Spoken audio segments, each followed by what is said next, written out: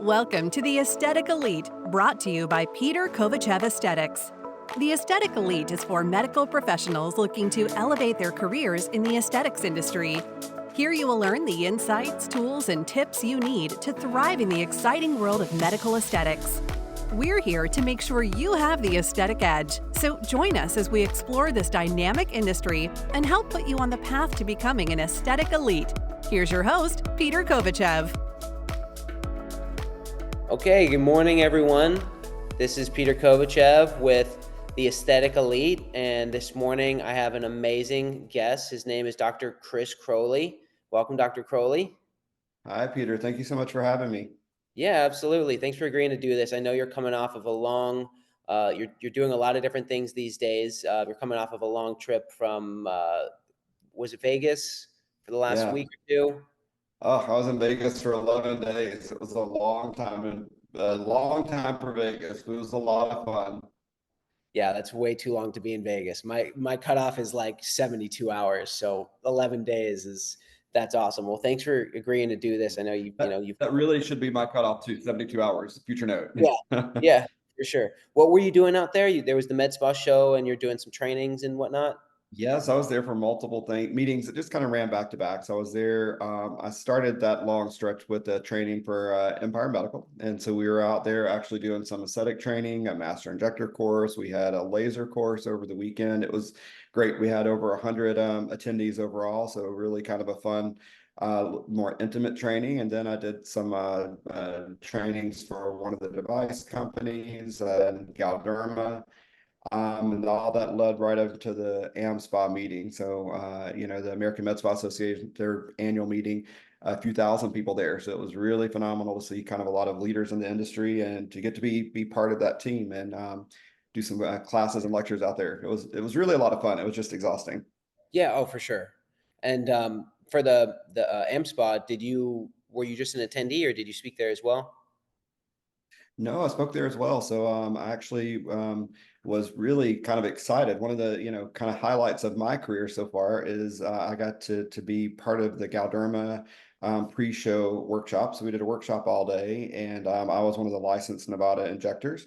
And so they had me do live injections. And this was the first time ever that this has been simulcast. So Galderma really kind of pulled out all the stops, and we were at the NEMA Center. The NEMA is a phenomenal training facility out in Vegas. If you ever get a chance to visit it, I encourage you to do so. It's I think around 18,000 square foot of a med spa on one floor, and above that's 18,000 square foot of a training facility for estheticians, nurses, physicians doing injections and all sorts of aesthetic things.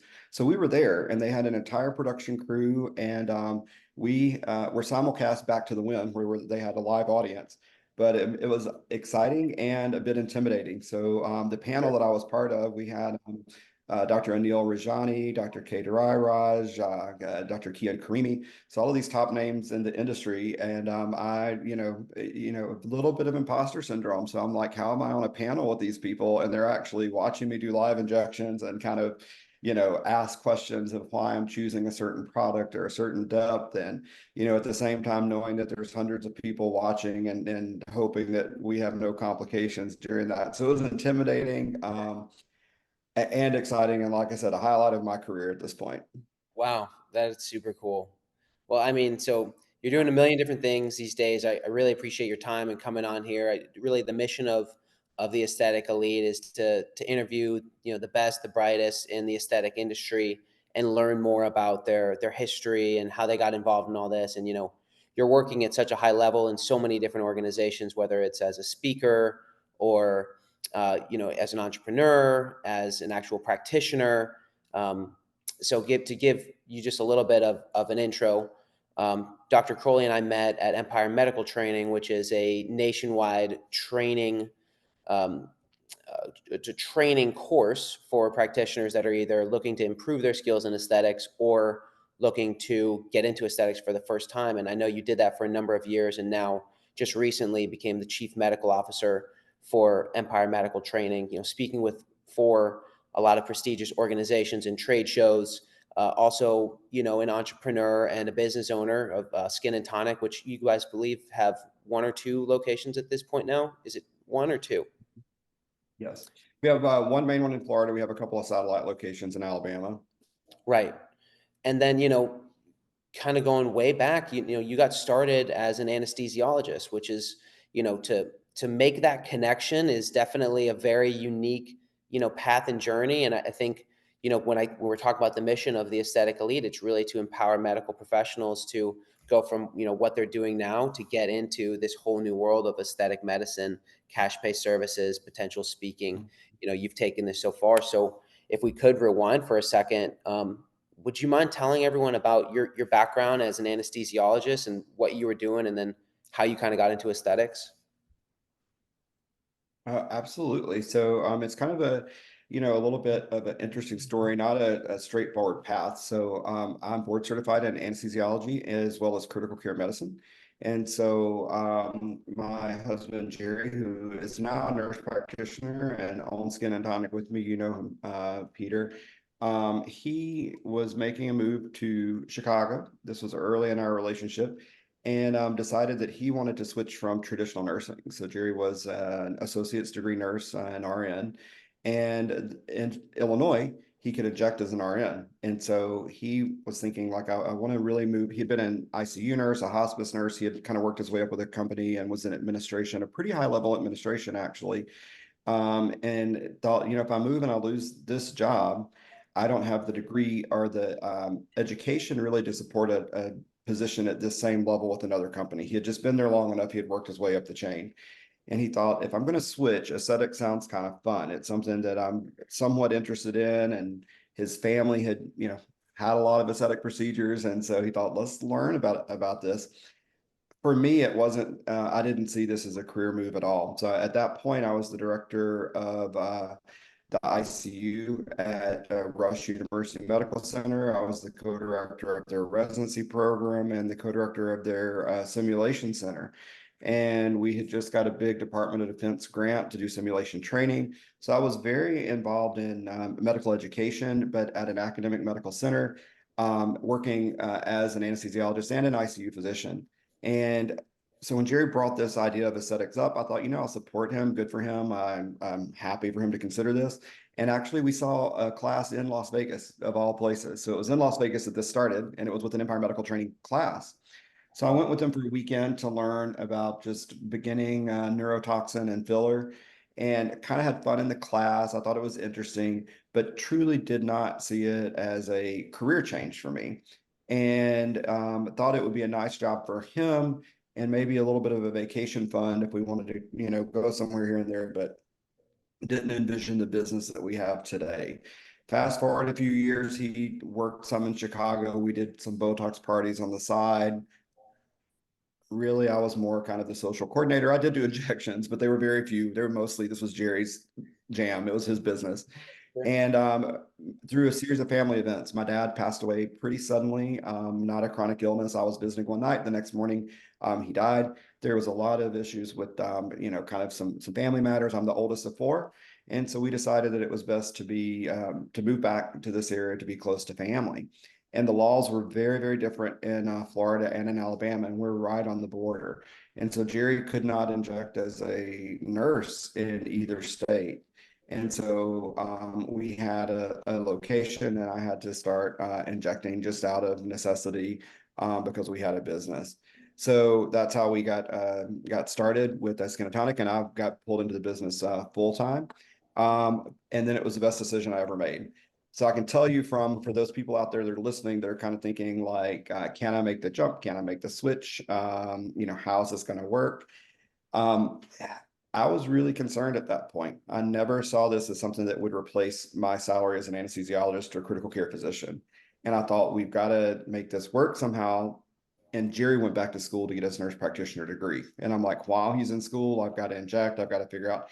And I absolutely loved, as I did this more and more, I love not only the injections, but the challenge of running a business, which is very different. And so I don't think everybody has to do that. I think there's a lot of room in the aesthetic world for people that want to just work in this field and there's some wonderful, there are chains, facilities, bosses, entrepreneurs. And, that's great if you're that person who wants to do the injections and not worry about the business side. But it's also really fun to learn about the entrepreneurship and the challenge of running a business and being able to, kind of watch your ideas come to fruition. And that's where it's been a lot of fun for me, in this location now, over the past few years, but in Florida now for 13 years. So Skin and Tonic, you started, what year was it? Mhm. So Skin and Tonic is a rebrand. And so we've had JDCC, which is the kind of our parent company. We weren't super creative. We were sitting on our sofa in Chicago and needed a company. It's just our initials, Jerry Drinkard, Chris Croley.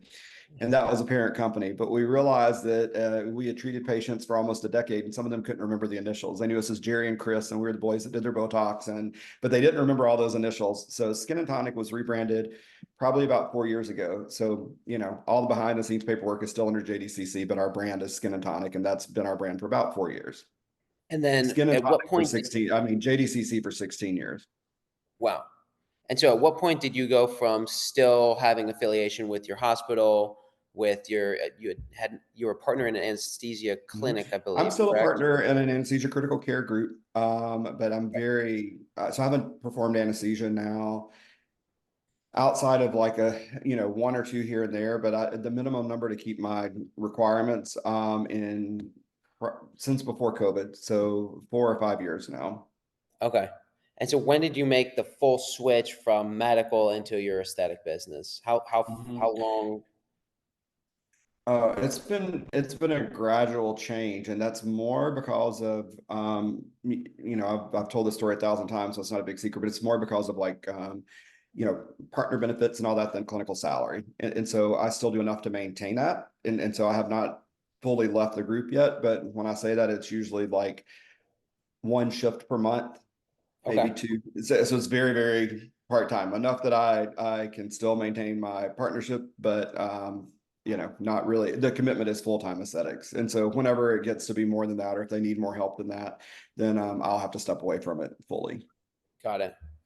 And I think your path is very similar to a lot of MD's path of where, they heard about Botox or they had someone that, they were either knew or a family member or a spouse that wanted to get into aesthetics and we're like, okay, let me check this out. And it almost always starts with injectables, which would be, your neurotoxins and your fillers, right? So that's where you guys started and that's where you built your clientele, I Yes. imagine, and then from there expanded into other services. What was the first service after, injectables that you went into?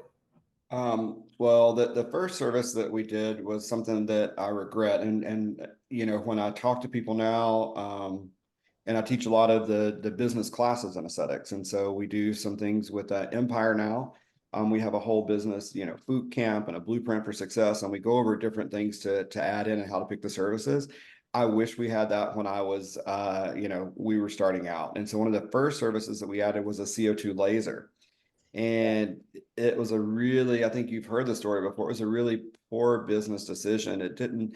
I love the results and, I love the rep. I got sucked into this whole thing of how we're going to make $1 million off this device. And it just didn't match our patient population. We're on the coast in Florida. People that were in our practice were looking for something with very minimal downtime, with great results. And it did, the CO2, it was really aggressive. The particular device we had at that time, we really couldn't even adjust down to do a milder treatment or some of the things that we have available now. It was a fully, ablative aggressive treatment that we needed weeks to recover from and no sun. And so we bought this expensive device and it did not match what our patients were seeking. Maybe if they were having a surgical procedure and this was part of it, it would have been part of their recovery, but it didn't match what was in our med spa. So we learned the hard way. And of course, I had to work longer full time in anesthesia critical care to help offset some of these losses. So one of the things I like, to really encourage the new people into the aesthetic space to do is to really analyze what their patients are seeking, because sometimes the market we're attracting and who we're bringing into our practice doesn't necessarily match what we have in our mind as you're starting this up. And to make sure that you have services that you're expanding, devices that you're utilizing and offering that match that patient need. And so, my first interaction with you was with Airlace. And, I have both of the air-laced devices, which very, it does match what we have here in Florida. So there are procedures that we can do, but we didn't bring those on until many years later. And so that was actually the next device that we brought on. But that was, oh gosh, like 8 years later. It was a long time because we had, for a while, I was like, I'm not going to buy a device because basically I'd had such a bad experience with the CO2 device. But now I have a lot of different devices. I love them. They've made our practice very profitable. So we make a lot more money, or their profit margins on these are much higher.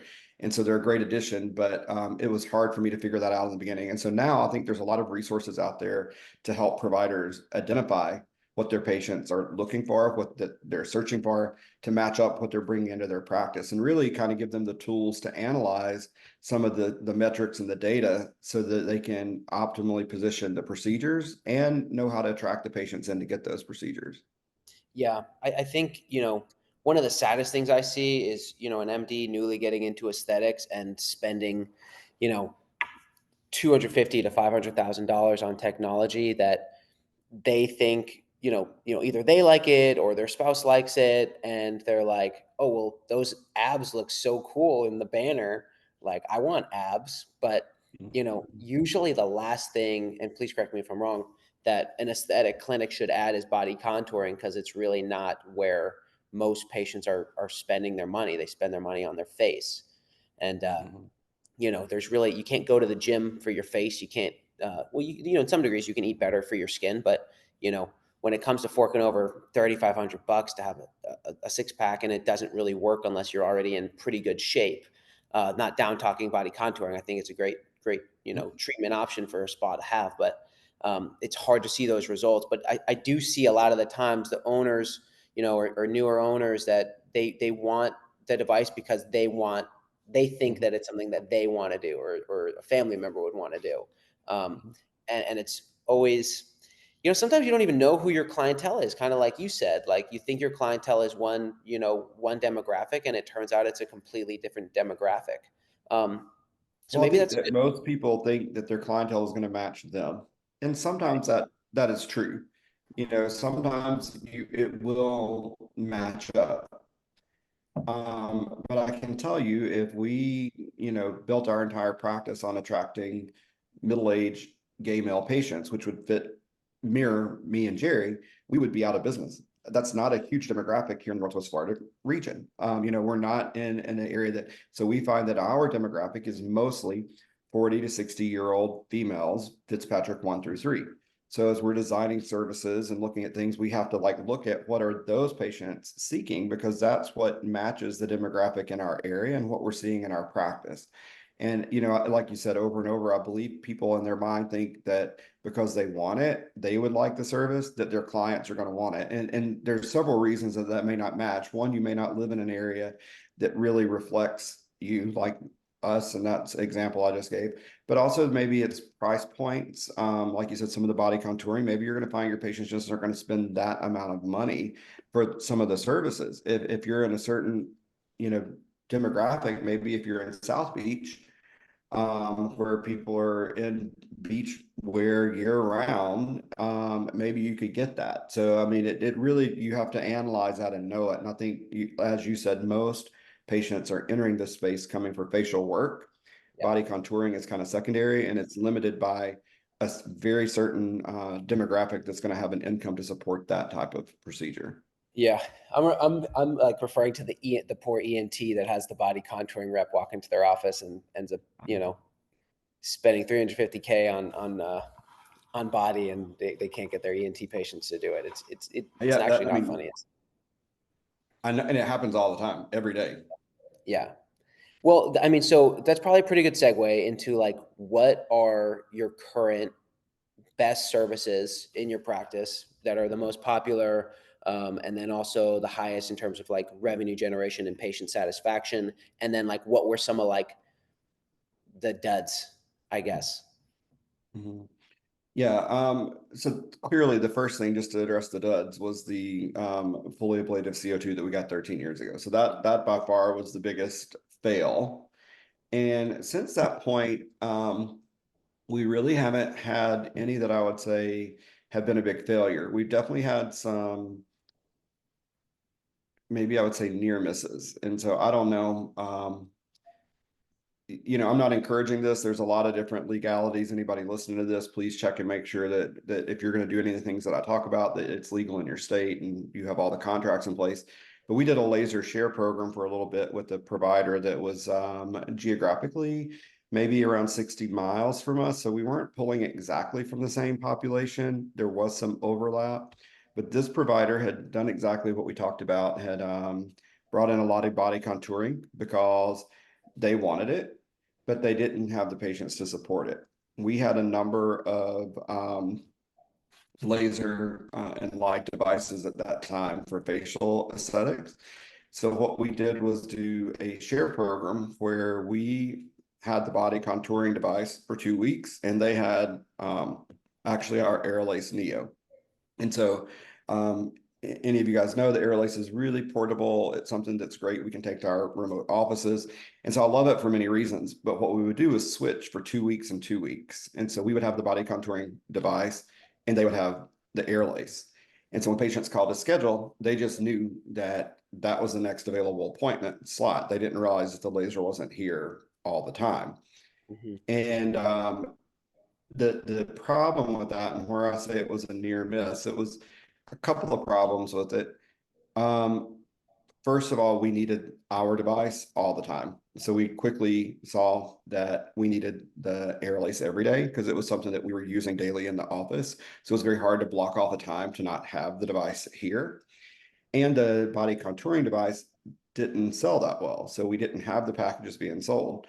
So what happened early on, we had a few people that were interested, sold the packages, and then we would end up not using it the whole time. So I would bring it to the house, and it had a per use fee. And so at the end of the time, we would not have our device. So we've lost money on not having our device that we would use for other procedures. We would have the body contouring device and we didn't sell the packages and make money. And I would end up owing $2,000 to $3,000 in our costs. That's not doing an upcharge. That's how much I would end up paying because I would go home and I would attach it to my abs, my butt, my thighs, my arms, and and Jerry's like, Chris, this is a terrible business plan. So Right. fortunately, we did not have that device. We didn't purchase the device. We were just sharing with the provider. And so, we were able to get out of that. We did that for maybe about 4 to 6 months, and it just didn't work. And so, we ended up stopping that agreement. And so, I think we waited so long between those device purchases that by the time we started bringing on more devices now, we were really well informed about what our patients were looking for, and we knew how to position it and market it. And so, the interesting thing, and I kind of go over this some with, when we're doing the business class, I tell people to start collecting their data, building their database early on. It doesn't matter from your very first Botox party, start getting those emails and those, contacts. So as you move to your brick and mortar location or you move to multiple locations, you have a big market to reach to. Because time goes by before you know it. It's hard for me to think that we've done this for 16 years. Yeah. And so our most recent devices that we've put on within the past few years, we've been able to pay those devices off within a month. And it's been fascinating to watch that because really what we do is we just have a large database to market to. So when we bring a device on, we send out a mass email and give some kind of, special promo that we're bringing this new device on. And we find that, because it's something new and innovative, whatever it is that we brought on, we've been able to pay it off quickly. And that wasn't the case years ago. And Right. so, that's been, so I think part of it's knowing your clientele, your patients, what they're looking for, and making sure the devices match that. And the other is finding ways to market this. And so if you're brand new in the space, making sure that your vendor partners are going to support you in that and finding out what support they're going to offer to help you market that.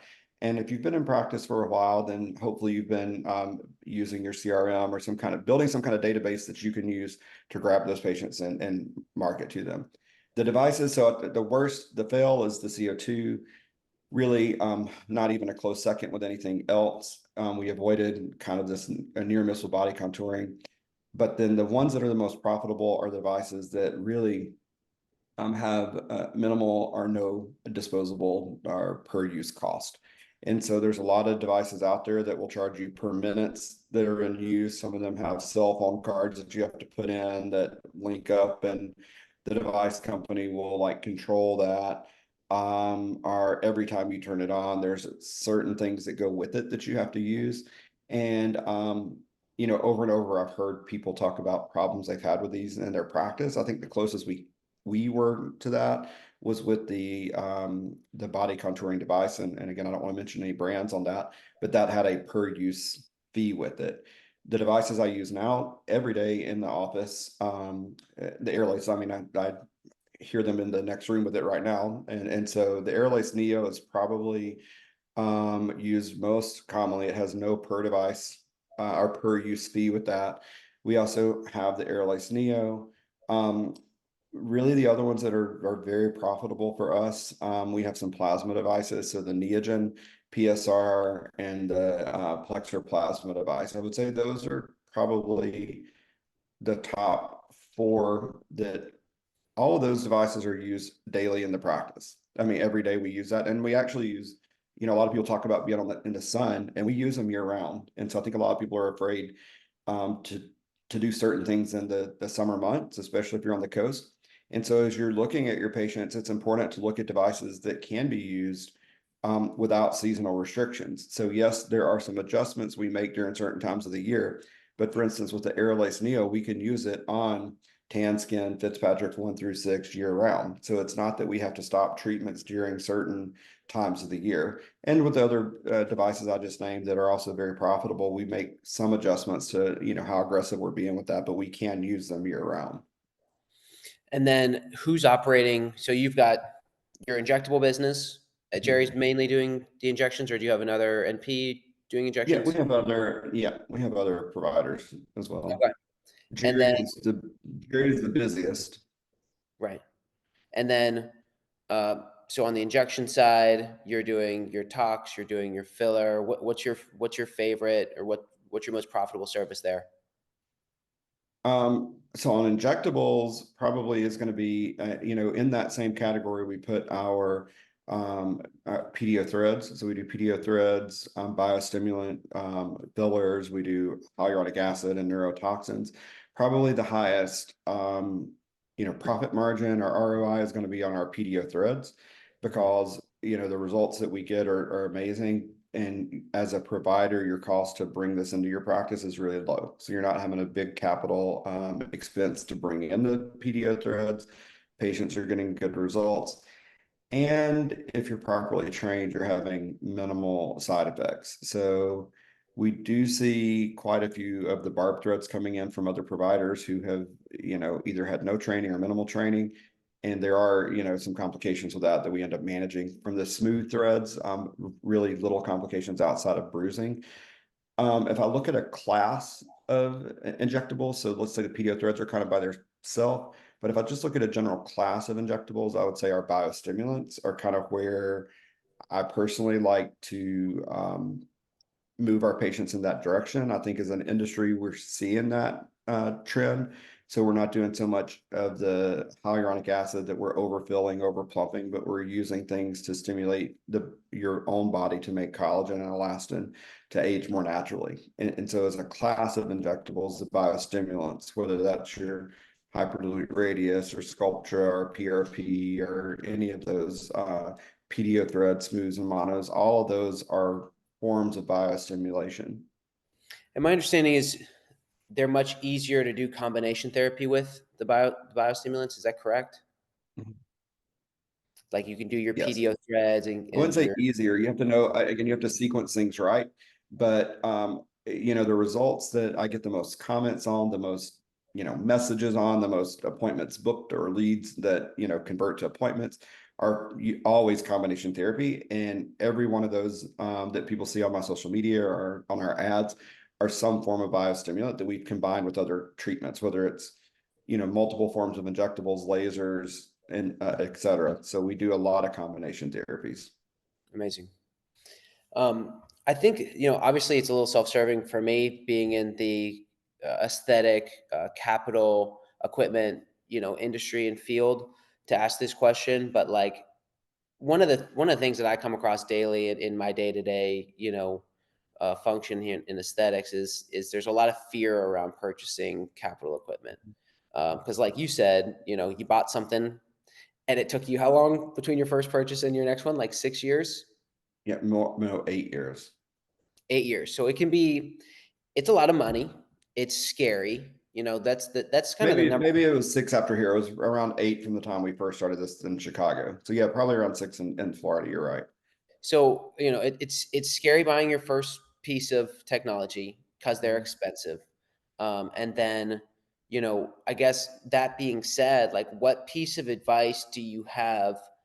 Because, when you're buying your tox or you're buying your microneedling or you're buying your skincare, you do it in like 3 to 15, maybe 20, in the early end, $3,000 to $15,000 increments. And, you've got that supply there and you're going to sell it. And whether it's now or in 3 months or 6 months, you're going to go through all that and then you buy it again. When you buy a device, I mean, you own it and it's 6 figures and that monthly payment is coming up every month. And so it's definitely a different type of purchase. So I guess my question to you is like, at what point do you recommend buying your first device? What do you recommend when you're looking for your first device? And like, how long, I guess in your case, you've got a very established business. So you said you buy a device and you pay it off in a month, right? What would be your criteria ROI wise that someone should even look at adding something like this, and how long does it usually take to pay it off? Yeah, let me clarify that too. So I think when you say pay it off in a month, it really depends on your price point of the device. That's the last few that we purchased. Sure. And but obviously if you're buying something, some of the laser devices are 250 to 300,000, maybe I'm not going to pay that off in a month. That all depends. So I don't want it to seem like I'm just so busy that I can buy, you know, $500,000 machine and pay it off in a month. Like there are some limitations there, but in general, the point is I can pay off some devices in a short period of time because I've built a large database. And so I want people to start building that from the very first time they do an injection, even if it's a Botox party for family and friends. But because I think early on, we don't think about what this will look like 3 and 5 years down the road. So we don't even collect some of that stuff. It's just like and before you know it, you've done 10 Botox parties. And if you, treated 6 people each one, that's 60 people. And that doesn't sound like a ton, but that 60, before you know it, you're going to have a database of 6,000, 8,000. And now when you start looking at those sorts of numbers, and you want to market something, if I want to sell 60 procedures at $1,000 each, I can make 60, $1,000. And that's only getting 1% of my database to convert and say, yeah, I want to try that. Yeah. So, and that's was my point with that, is start building that early on. Now, at what point do you bring on a device? This is an interesting question, and we talk about it a lot kind of in some of our business courses. So I will tell you, devices, depending on which device you use and if there's a per use or disposable fee associated with it, devices can be much more profitable in your practice than injectables. And so I don't think, as we always hear doctors and healthcare providers are bad business people. I don't think we're bad business people because we're inherently dumb. Like, we went through a lot of training on, all sorts of advanced topics to get our degrees and to be successful. Most of us have not focused on business. And so we don't understand the business principles. So it's not like we can't learn it. We just haven't focused on it. And so as we start looking at things like profit per room per hour, profit per provider per hour, dividing the square foot of your med spa, a lot of those things you need to know how to measure that. You need to be mindful of that as you start bringing in devices. And the reason I say that this is important, because what works for my practice is not going to be the same for someone who's in a shared space that's maybe getting access to a room for 4 hours, 3 times a week. And so that looks very different. And so when you look at these payments, you really have to decide, am I jumping full into aesthetics, and am I going to have the resources to deliver these treatments? Depending on what state you live in, you can delegate some of these things. Certain states you can't. So if you're the only person that is providing those services and you have limited time for whatever reason, because of your family, because of another job that you contractually can't get out of, then I don't recommend strapping yourself with device debt early on. Like, I think it's a very bad move. So if you're the only one that can operate a device, and I've seen someone just a few weeks ago, I was talking to them and they have 4 different devices for different indications, and they are in a shared space that they get access to for 8 hours, 3 days a week, but they're the only person there. And I'm like, how can you literally run all 4 devices and do injectables? That means some of them are sitting idle at any one point, and all of them may be great devices, but until you get to a point that you could really expand and have other people or providers, space, whatever the case may be, I wouldn't recommend doing that. There is an argument that if you have, some kind of investor or some kind of, somebody that has money to help you start up, because of the profit on that device per hour per room, that you bring that on early, that you bring that in your practice from the beginning. If you've done a thorough market analysis and you understand who you're going to be targeting, what your target demographic is, and you feel confident you can bring those providers in, those patients in, I think that is a way to kind of set your practice apart. And actually, just in Vegas, I was talking to a provider, and she did exactly opposite. So she started with a device she marketed heavily. Once she filled that up, she added a second device. And now, after 2 years in practice, she's just starting injectables. And she Wow. took one of the classes. But she set herself up for success by doing her research ahead of time and making sure the devices met the market that she was going to be targeting. And she understood the principle that she was the only one providing this. So there was no need to bring on multiple devices or injectables until she could establish that clientele. So there's not necessarily a right or wrong approach. If I look at the industry as a whole and how people normally come into the industry and just a straightforward pathway, I think a 3 to 6 month time frame, more on the 6 month time frame of knowing what your clientele looks like, kind of seeing how your marketing is going, get yourself grounded, is around the time that you could start considering bringing on a device. Yeah. So with few exceptions, like if you want to go out there and, like I said, get an investor and you do a lot of market research pre-launch, then devices are a way to change the trajectory really quickly, because some of the exercises that and that we kind of take people through early on is looking at, if I inject, how many Botox patients can I inject per hour? How many filler patients can I inject per hour? When I combine those procedures together, how many of those combination procedures? And when we start taking away our cost of goods and our cost to pay the provider and our overhead costs for our whatever the fixed costs are, our rent, our utilities, et cetera, you realize that the profit margin on those, even though those numbers may look huge, so when providers are looking at that and saying, "Oh, I made $2,000 in an hour," but they realize it costs them $1,500 to operate, and Right. they see that that was a small margin for the amount of work they put in, and maybe to do that they had to get 3 new patients in to get that number, that gross revenue. And then we flip that and we look at a device that has minimal disposal costs, or there's no per patient use. Yes, you have the initial cost of the device, but that is an asset. That is an asset you're acquiring for your practice. And there are ways that you can depreciate that on your taxes, et cetera, that some benefits. But you look at that no cost and you can make that much money or more, and you're doing 1 or 2 patients because you're doing less patients per hour with a higher price and lower cost of goods, you realize that you can really change the profitability of your practice, and you can set yourself up to be more successful so you can do the other things that you like that have lower margins on them. Yep. I mean, that's the long and the short of it, is understand your demographic. Usually I think it takes at least 3, probably more like 6 months to begin to get an idea of that. Right. Understand some basic marketing principles. And then when you're looking at the devices and deciding which one to bring on, I think it's really important to know, so you can go and get some of these things, as well as I do. I was just at a meeting and there's a lot of small companies that may be great companies that are bringing in some devices that they're getting some clearance, for some FDA clearance, that are pretty cheap, but they're not going to offer you the level of support that some of the more established companies are going to offer. And that's going to be the trick, is if you don't understand that and you can't get them in, and you partner with a company that also is just there for a quick sale, they can get you the device, but now getting patients in the chair to fill up those appointment slots are hard. So I think early on, it's important to know your strategy and a company that you're working with, what they will do to help you and how they're going to partner with you to make you successful with their device. Yeah.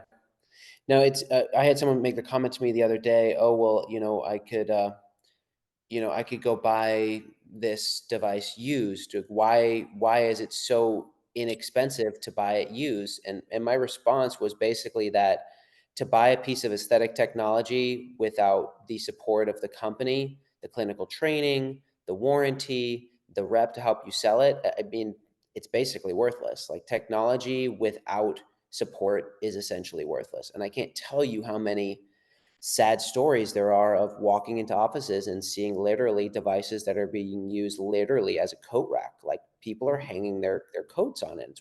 What happened there? Oh, well, we don't really know how to use it, or we can't get service for it. Like, simple things that you would think when you spend 50, 60, $80,000, someone's trying to be penny wise and pound foolish. Well, I only spent 50 grand on it. Well, only 50 grand, 50 grand still a lot of money, objectively. It really is a lot of money. So Yeah. just because you Yeah, it's a lot spend, of money.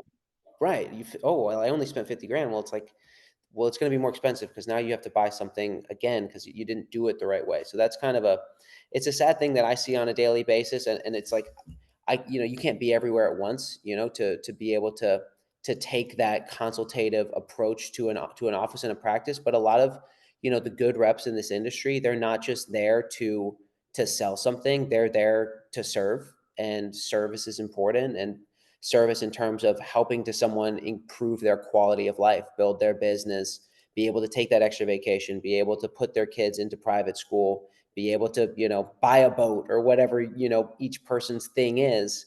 Um, like, I think the best reps adopt that mindset of, I'm going to help this business and this business owner get to the next level so that they can, quit their ER job. And those are my favorite stories, my favorite, clients that I've worked with over, however many years. And like, when I think about those relationships are really the most meaningful ones. And I guess we're kind of wrapping up here. I wanted to ask you just kind of like a few like quick like fire questions. Like, Okay. most importantly, what would be the biggest piece of advice you could give to someone that's looking to get out of medical and into aesthetics? Uh, Ask yourself why you want to do that and do it. It's been the best thing that best decision that I've ever made. Like I said, I still maintain from a business perspective a small clinical component of the medical practice. But there's no regrets at all jumping into aesthetics. I do think it's important to really think about your motivation. Why? Because I think there's a common misconception that just because you do aesthetics and it's a high, um, we see high cash prices on these things, that you're going to make $1 million right out of the bat, right out of the gate. That's not the case. It's hard work, and being a business owner is hard work. And so I think aesthetics in general is a wonderful career. I think entrepreneurship and owning a business in aesthetic is different. And so I think you need to think, if you're doing it because you want less hours, more freedom, and maybe more income, then try to find a place that you can work for, because anybody that is owning their own practice and running it will tell you they're going to work more hours for probably less money in the beginning, but the rewards at the end, I can tell you, are well worth it. And so just the satisfaction of knowing that you've created something and seeing that come to fruition. And this industry is booming. So I know that there's a lot of fear of how many people are going into this. Is there enough work for all of us? But the great thing is, when you look at the year over year growth, the patients seeking these procedures continue to far outpace the number of providers entering this space. And so there is enough for all of us. If you're considering doing it, get some basic training on it, and just do it. Make the leap. And what is your personal favorite therapy or treatment to do for yourself? Sculptra. Like, Sculpture. that's an easy answer. Awesome. Um, We have a podcast, Beauty in the Brain, that we do every week. And somebody pointed out to me that almost every episode of our whole first season, I talked something about sculpture, and I liked it personally. That's So, awesome. so I can't go against that now on this podcast. And that probably is what I love the best. I'm a baby, so I don't have to do it that often. I can get great results and do it once every few years. And so I'm good with that. And then most profitable service at your clinics. The most profitable service at my clinics is going to be our Neogen. And that just because they're high price with low disposable costs for one treatment. Okay. And the last part is, where can listeners connect with you, learn more about what you're up to, and then just some other things that you're, what do you got going on personally Yeah. and professionally? Yeah, so all kinds of exciting things coming up. And so before we went on, I told you I'd been on a reality show called The Block. So that's going to be coming out in the fall. So stay tuned for that. It'll be released on my social media. Probably the best way to stay up to date with all things going on is follow me on Instagram. We try to put everything there. It's just Dr. Croley, DrCroley. Also, you can see it on our website, skinandtonic.pro. The Blocks was a reality show that's kind of a business competition for entrepreneurs from all walks of life, not just aesthetics. There were a few aesthetic practices on there. So it was really fun to be on there. That's coming out in the fall. As always, I love my role at Empire Medical Training. And so I'm the chief medical officer, and we are continuing to add new classes, and we're continuing based on feedback from our students to kind of improve our classes have been around for a while. I'm going to be with you in Orlando, I think, in just a couple of weeks. Yep. So I'll see you Put it in my there. Yeah, no, I can't wait. And we are just in a laser class out in Vegas, so I kind of love seeing all the devices. We're actually in the process right now of kind of reworking that entire weekend to give our students more hands-on experience.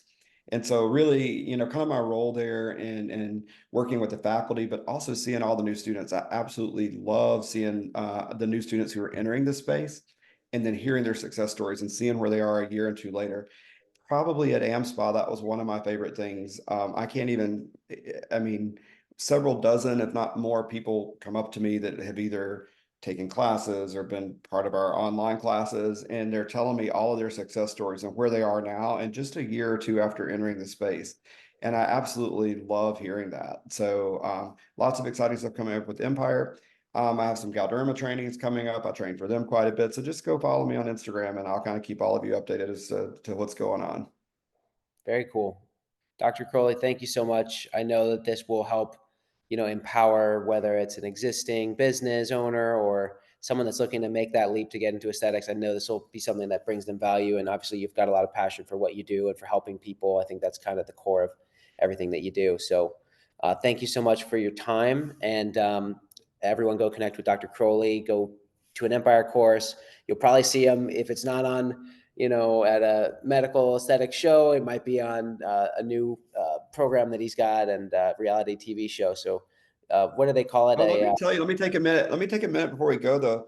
I'm going to plug my podcast a little bit, and you can get the links Please. to it from my Instagram. So all the links are in my bio there, but the podcast is Beauty in the Brain. And we do discuss all things aesthetics. It's released weekly, and it was intended originally, I think, more for your type of listener. So our goal was to really go and help provide resources and information for new aesthetic providers. We realized quickly that we had a lot of patients listening to it, and we wanted to make topics that were relevant to them, and also not delve as much into the business side of things with the patients, because I didn't want them to feel targeted.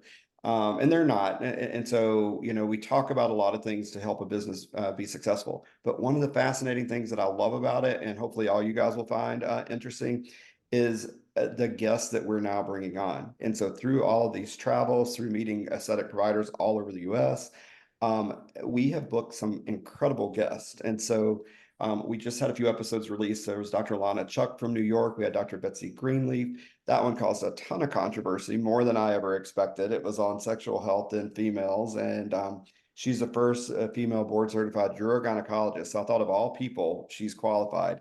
And we still got tons and tons of, kind of pushback on a sexual health topic. Of course. And then when we were filming the blocks, I really met more than 100 entrepreneurs from all walks of life, and really a lot of them in the health and wellness space. And so it's not going to be released for a few weeks, but we just finished filming one on gut health and fermented foods, and met this wonderful entrepreneur that's doing lots of stuff with fermented foods out in Arizona. So we really have some interesting topics. So I'm excited about that. And you guys go listen to it if you get a chance.